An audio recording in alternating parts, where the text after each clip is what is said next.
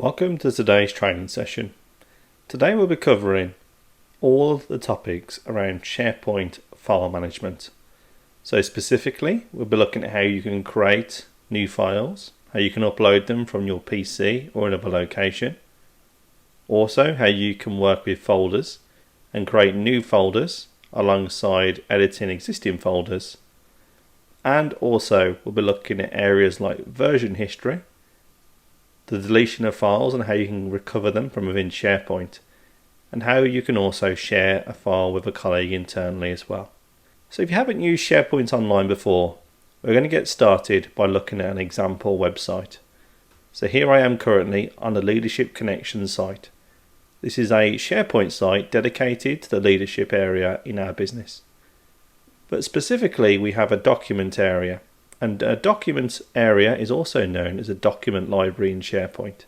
Every SharePoint site has one of these.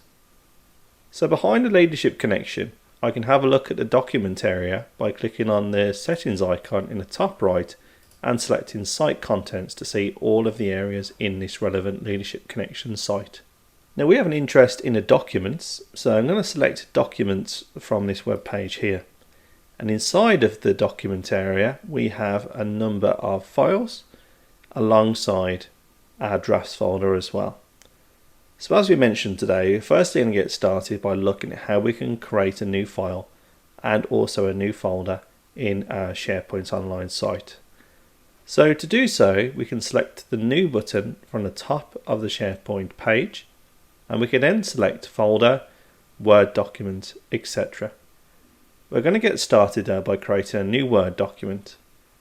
So as we can see now, a new document tab is open through the web browser. And this can feel a little confusing, as sometimes we would expect Word application on our Windows PC to open automatically. But SharePoint Online by default will open this in a Word Online tab. Word Online is an online version of Word. Effectively a comparison against your desktop Word application, but it does miss some features, such as document comparison. However, if you want at any time, you can open your normal Word desktop application by selecting the editing button at the top of the screen and then selecting Open in Desktop App, and this file would open in my normal Word application on my PC.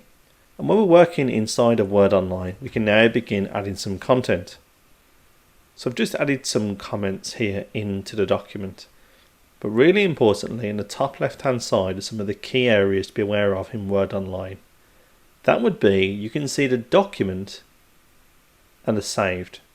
Now document is the default name of this file when I create a new file inside of my SharePoint site. I can rename the file by clicking into the document wording, and I can rename it. Here I'm going to rename it to a training document. By clicking away, the training document file name will now be updated in our SharePoint site. In addition, you can see that I haven't actually clicked File Save at any point in Word Online, and that is because Word Online will save the changes automatically, effectively by every keystroke that I do on the actual Word document. We can see here that as I'm adding further comments, the document is continuing to save back to SharePoint Online. So that's a really powerful feature and one to be aware of, because again, people can get quite confused when you look at the file menu and you don't find a save button, but you do see a save as. But save as is effectively saving another entirely version of this document, whereas that save process is automatically taken care of by Word Online. Now if I click away from Word Online here, we can also then go ahead and close this document. Closing Word Online is effectively done by closing the tab. I can also click on the drop down on the left hand side, and I also do see the location of the document, so I could also select shared documents, but in most cases, as you'll always see at the top of the screen, the tab for your original SharePoint location will already be open in your web browser. So here we go, we are now back in our normal SharePoint site, and we can see the training document I created a few seconds ago, modified by myself. We can also further expand on what we're learning here by also considering we can do exactly the same for Excel and PowerPoint and OneNote. So if I create an Excel workbook, I have the same online experience through the browser. The save process is automatic, alongside the same with a PowerPoint presentation as well. What I can also do is also create a new folder. So I'm going to go ahead and create a new folder named Training. Now when I select the Create button, a new folder will be created in SharePoint Online, and I can add further content into that folder.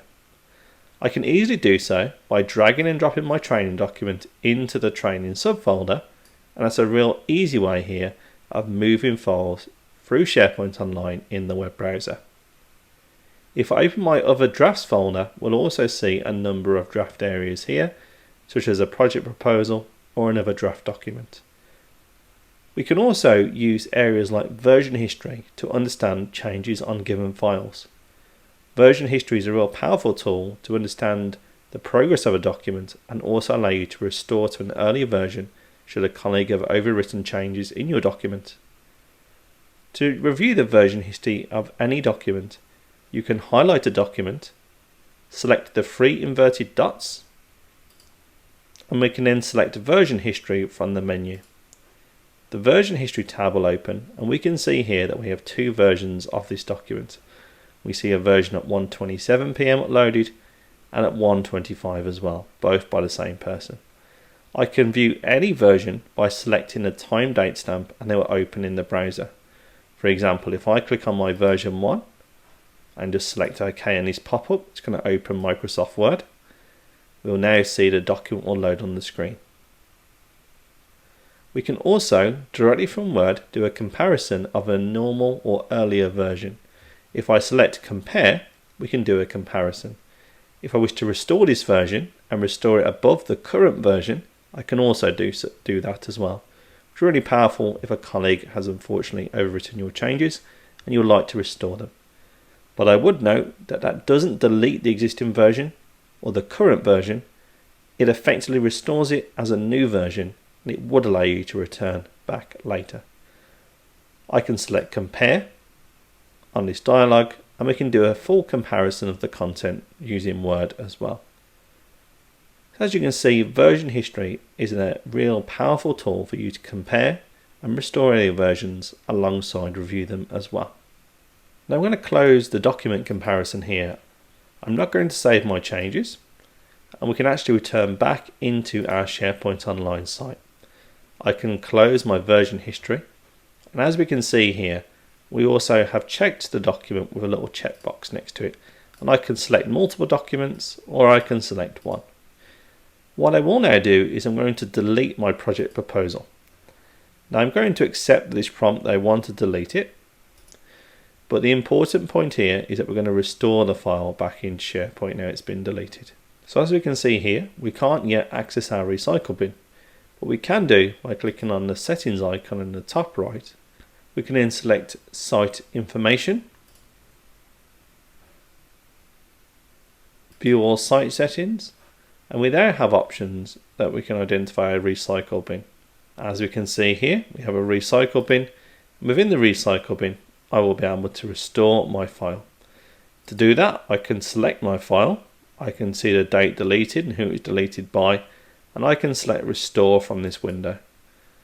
That document will be automatically now restored. That process will take just a few seconds, and now as we can see in our document area, the document has been restored back in place with all the original versions as well, also automatically restored as part of the recovery of that file.